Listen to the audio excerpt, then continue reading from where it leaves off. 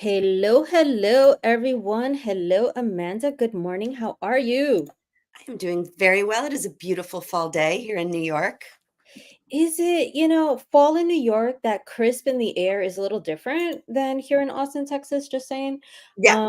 It's a bit blistering still, but nah, it was good. It was good. I'm not gonna lie. It was a good one.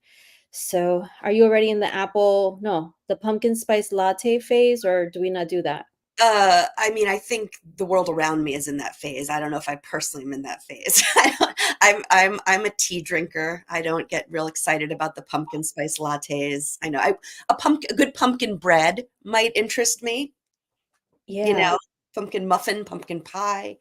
But the drink wise, it's my English breakfast tea, which does not change with the seasons. Oh, wow. You just anchored yourself. You just like dug your feet in the ground and just claimed it. Yeah. Okay, got it. That's Got it. my really strong and provocative position I'm going to be taking here today is good for you if you like pumpkin spice lattes. I'm a tea drinker. That is my provocative position. Very provocative. Yeah. Okay, so stop showing some skin there. So provocative. Okay. So, Amanda, we are here because I think the individuals on LinkedIn who want to paint, I'm using that term on purpose given your framework, a great picture of who they are, what they bring to the table, how their business is distinguished from everyone else in the market. All these individuals want to paint this great picture of all of that on LinkedIn. And I think a question that has come up consistently in terms of my audience, mom founders is should I or should I not reveal that I'm a mom on LinkedIn? And it's not just like a should I put it in my headline, but it can also be should I be part of that conversation? Like there's definitely buzz in the air about childcare and being a mom and participating in politics and all that stuff right now as a mom. So what do you say, Amanda? Because I know that you've been in business since 2006. So you've seen a lot, you've seen do's and don'ts. So what would your perspective be on this idea? I think the answer is you get to choose, and it's about what feels true for you. So I don't mean to be to evade the question, but I don't think it's a cookie cutter solution. It's not one size fits all. And as you know, my emphasis is always on creating an authentic presence because I think when we show up authentically, talking about things we actually care about in a voice that actually sounds like us, we attract the right people, the people who are trying to find us. So when it comes to whether or not to talk about the motherhood dimension of your identity, a Mm, couple of questions to consider. First of all, if you're building a business that's for moms, then it certainly starts to point more clearly in the direction of, yeah, mention that your business is for moms, right? Like one of the things you're at least one of the things you're going to want to talk about on LinkedIn is obviously your business. And so, um, and it would probably, it's hard for me to think of a scenario where you're a mom and your business is for moms, but you want to hide the fact that you're a mom. Like that sort of doesn't. So, because there's so much power in our origin stories, most likely you want to talk about what your experience was that led you to start this business, and your own motherhood story, at least to some extent, is in there. So yes, if you have a business that caters to moms, talking about your motherhood, your identity as a mother is likely the way to go. But I am really a big believer that we get to set boundaries for ourselves in terms of how we show up online, just like we get to set boundaries for how we show up anywhere. And so, despite what I just said, if you don't want to talk about being a mom, if you want to keep that separate from the kinds of things you talk about online, you're allowed to make that choice. It really is what feels true and comfortable for you. If you don't have, if you're in the category of people who don't have businesses, or aren't on a professional mission that relates to motherhood specifically, again, it's your choice. I work with clients across sectors from the CEO level to people who are just starting out. And sometimes the answer for somebody is, yeah, I talk about motherhood all the time offline. Like if I show up at a coffee date, with Mhm. someone, I'm pretty likely to mention something funny that happened when I dropped my kid off at school that morning, or, that's a natural thing that I bring into the conversation. Well, if that's true offline, what we're trying to do online is capture the truth of your presence in the world just in an Mhm. online way. So yeah, if you talk all the time about your kids or about what you've learned from motherhood or just about day-to-day stories from your experiences as a mom, that points towards, yeah, probably one of the things you talk about on LinkedIn, not the only thing, but one of the things you talk about likely is that. On the other hand, and I have a number of clients for whom it's sort of screamingly obvious. Yeah, like they talk about their kids or lessons they've learned as moms all the time. I have other clients who I know are moms, but it never comes up. Like that is just not something they talk about. It is a very separate part of their lives. It's something they choose not to share for whatever reason, whether it's a conscious choice or it's just how they are. So if that's the case, certainly I'm not here to say, well, too bad. Once you became a mom, you signed a pledge to talk about it online, like, and so it's really what is organic for you. Yeah, and I think from my perspective, when I think about the seasons of motherhood, there's certain seasons of motherhood where the cat is going to be let out of the bag. If you're still nursing your child, apologies, LinkedIn. I'm sorry I'm saying something that's crazy, nursing a child.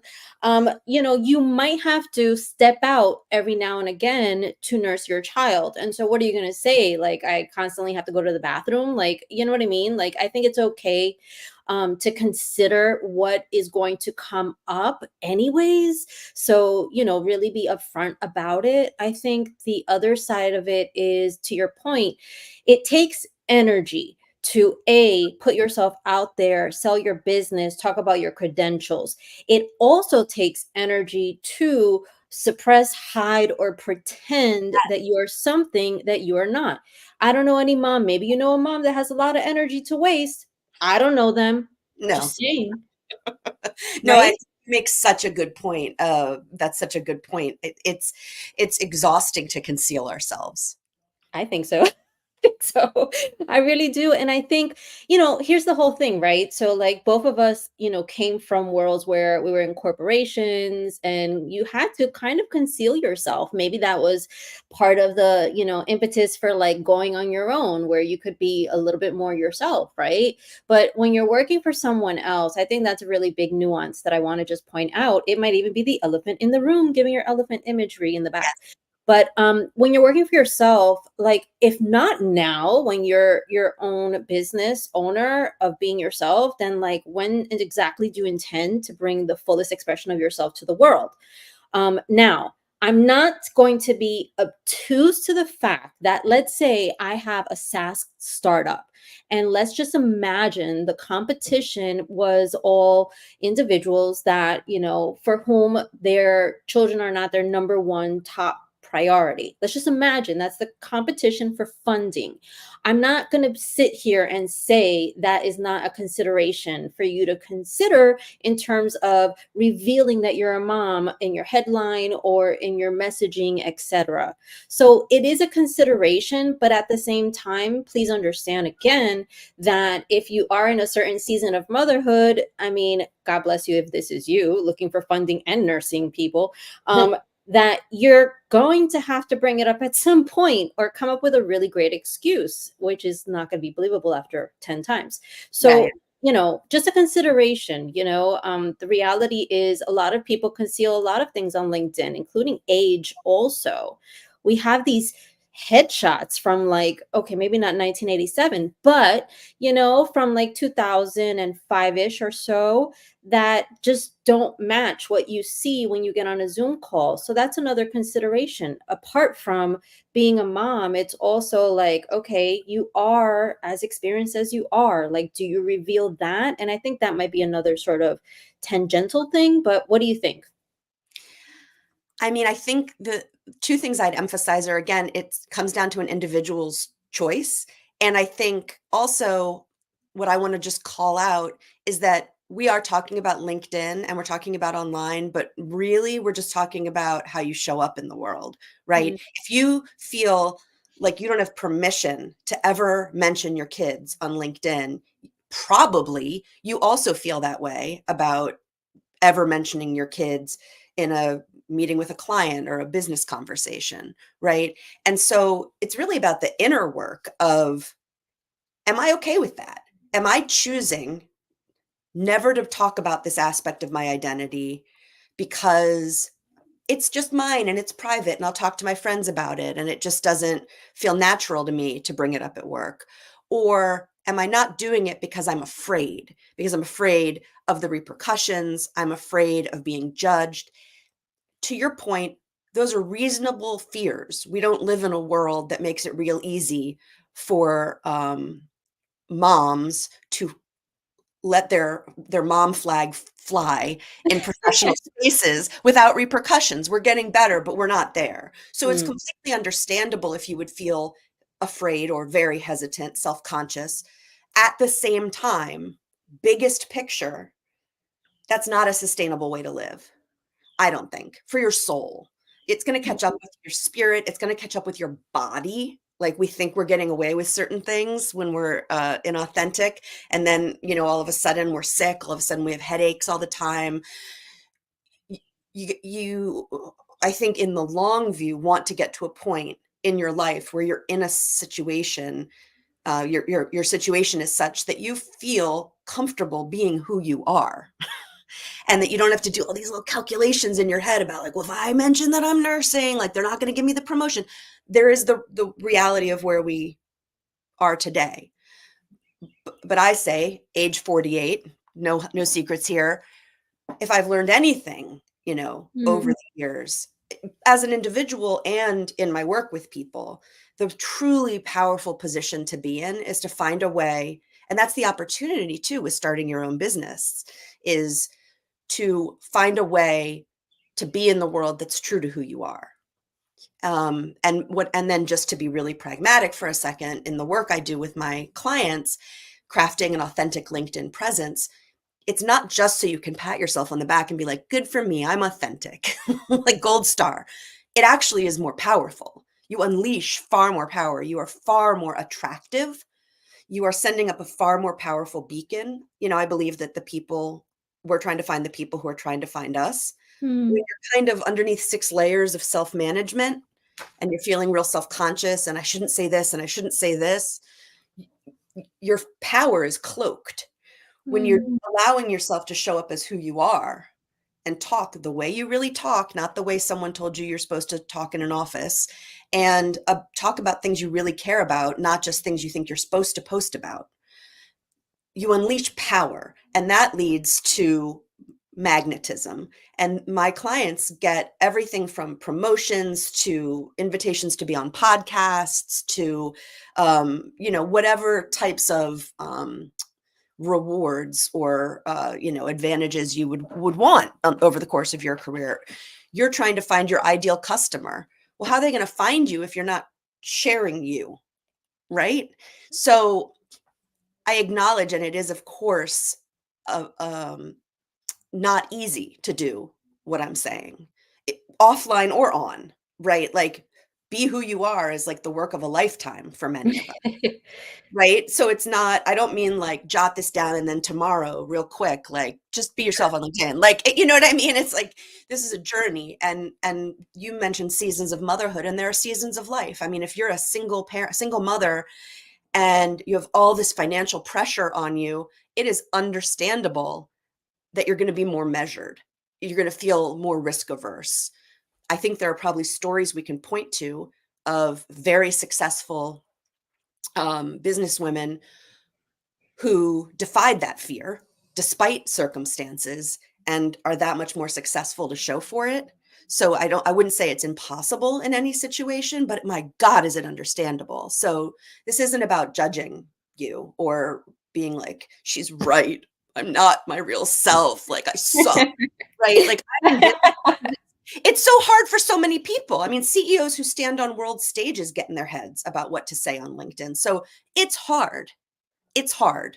You're not alone if it's hard for you. It's hard. And ultimately, like just as human beings, let alone as business owners or as moms, the power position comes from getting to a place, making a series of choices, creating an environment and a situation for ourselves where we can operate as who we really are.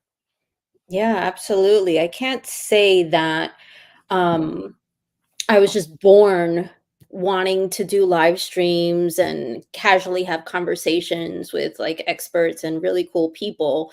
It's been years in the making, a lot of, I remember, this is a great story to end because I think someone is going to need to hear this. I remember when I first did my live stream, what I decided to do was challenge myself over the course of 30 days. This has been years now. I was living in Connecticut. So I remember pacing my room, my bedroom, and I was just like, all right, I'm gonna get pumped. I'm gonna get pumped. I'm gonna do a live and I'm gonna be okay. And I just remember pacing. And then I did my first live and my stomach was turning up and down and inside out. I was so nervous, but that was day one. And then I challenged myself for like day two. Fast forward to day 30, and here I am right now sharing that story in hindsight. So I think it's a practice, which is really interesting because as someone that is becoming a meditation practitioner, everything now is a practice for me, Yes. okay? And being yourself, it's a practice, and you'll see kind of like, well, what's the edge, like Yes. how far can I take it? How far do I feel comfortable in terms of revealing who I am, what I'm really about, and how I could support someone? And I think a lot of that just takes time in the saddle and just giving yourself mini permissions or mini dares, as I like to call them, and I love it when my clients do that. Like in my own work, I'm helping people get in front of the right people. And it's intimidating because it's like, you don't know how you're going to be received. You have no idea if someone's going to say, yes, I'm going to fund your business, your idea. I trust you. I believe in you. Or if they're going to say, you're horrible. You're not committed. You're more focused on the kids. I don't know the answer. We're not mind readers or, fortune tellers. But I think, and I'd like to believe that at minimum, it's something that you can try to kind of like do a little more every day of kind of like just opening up yourself to prospective people who align with you and who you can be more of yourself with at minimum. Yes, I mean, I agree wholeheartedly. A couple things came up for me listening to you. One is that there's different kinds of fear, and the other, which I want to say out loud before I forget, is it when you hit a stride, when you build a practice around being who you really are, showing up as who you truly are, wherever you are, in a conference room or on LinkedIn, it it's like effective marketing. They say the more effectively you market, the more you make it clear to some people that you're for them, and you make it clear to other people that you're not for them, right? Mhm, So it's being willing to kind of let the people that aren't for you fall away and trusting. There's an element of faith that mm, you're going to be attracting more and more of the people that you are for, because the thing is, your people, it's not hard.